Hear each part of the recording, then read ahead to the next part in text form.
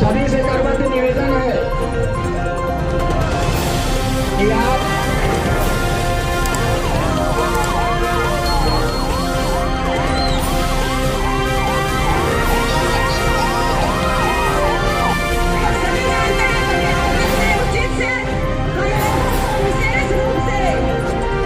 जितना वादा करी उतना पूरा नहीं करी है।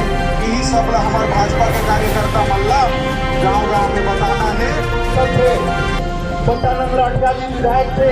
आज मैं समझता हूँ लेलुंगा विधानसभा क्षेत्र में कितना प्रधानमंत्री ग्राम सड़क योजना का काम हुआ। जिंदाबाद नरेंद्र मोदी, जिंदाबाद नरेंद्र मोदी, जिंदाबाद। दोस्तों नमस्कार, आप देख रहे हैं पंचायत टुडे न्यूज। मैं हूं अशोक भगत। आज लेलुंगा के इस बीच चौराहे पर भारतीय जनता पार्टी के द्वारा विशाल जंगी प्रदर्शन किया गया था। लेलुंगा के हाई स्कूल के पास से पैदल चल करके पूरे शहर में नगर भ्रमण करके उनके द्वारा विरोध जताया गया कि छत्तीसगढ़ की भूपेश बघेल सरकार के खिलाफ में वादा खिलाफी का जो आंदोलन किया गया, उस संबंध आपको बताना चाहूँगा। यहाँ पर पूर्व केंद्रीय मंत्री माननीय विष्णुदेव साय जी उपस्थित थे। साथ में श्रीमती सत्यानंद राठिया जी इस कार्यक्रम को लीड कर रहे थे। यहाँ पर युवा मोर्चा के प्रदेश अध्यक्ष रवि भगत जी मौजूद थे। आपको बताना चाहूँगा, यहाँ विशाल रैली का आयोजन करने के बाद यहाँ जो है अभी झमाझम बारिश होने की वजह से यहाँ लोगों की भीड़ जरूर कम हुई है, लेकिन खचाखच भरी भीड़ में जो है भाजपा कार्यकर्ताओं के द्वारा जबरदस्त नारेबाजी की गई है और स्थानीय विधायक को निष्क्रिय करार देते हुए उन पर जो टिप्पणियां की गई है। देखिए, आज लेलुंगा विधानसभा का एक दिवसीय धरना प्रदर्शन का कार्यक्रम था। यहाँ के जो विधायक हैं श्री चक्रधर सिदार, उनको पिछले विधानसभा के चुनाव में मेरे पास है, बहुत आशा लेकर यहाँ की जनता अपना बहुमूल्य वोट देकर जिताई थी। लेकिन आज दूसरा चुनाव होने को है। 2-3 महीने बाद 2023 का विधानसभा चुनाव होने वाला है।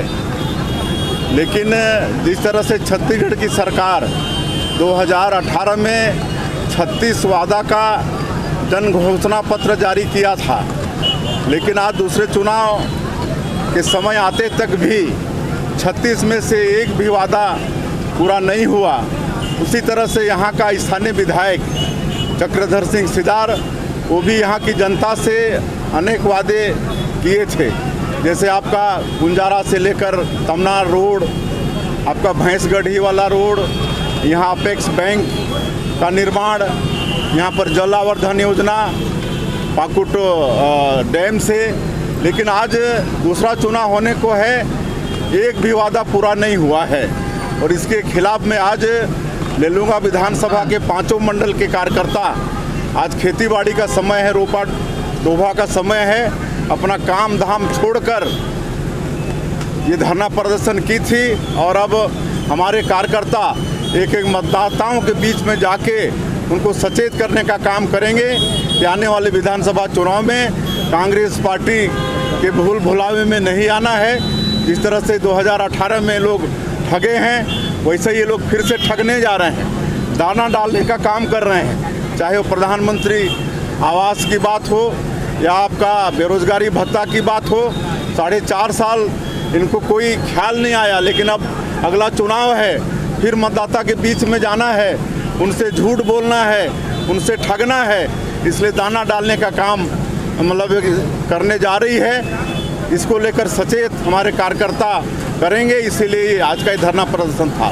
साय जी, कांग्रेस सरकार कहती है कि सड़कों की जाल बिछा दी गई है पूरे प्रदेश में, लेकिन यहाँ लेलुंगा विधानसभा की बात करें तो कहीं भी सड़कें दिखाई नहीं देती। देखिए, जितना भी सड़क का काम हुआ है, मैंने अपने उद्बोधन में भी कहा और मैं सांसद भी था, तो उस समय जितना प्रधानमंत्री ग्राम सड़क योजना में लेलुंगा विधानसभा के गांव डामर रोड से जुड़े हैं, उतना कोई दूसरा विधानसभा में नहीं जुड़ा है।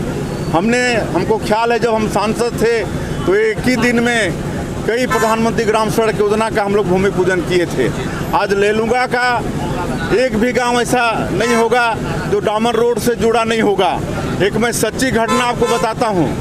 एक दिन लेलुंगा में मेरा कार्यक्रम था, दिसंबर का महीना था। यहाँ रात का भोजन हम किए और हम घर वापस जा रहे थे। 11 बजे रात को यहाँ से जा रहे थे तो उस समय हमारे पास सरकारी गाड़ी रहती थी, सरकारी ड्राइवर होता था।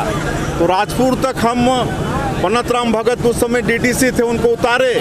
उसके बाद हमको झपकी आई, नींद आ गया, तो फिर से 4 बजे वो गाड़ी फिर लेलूंगा पहुंच गई।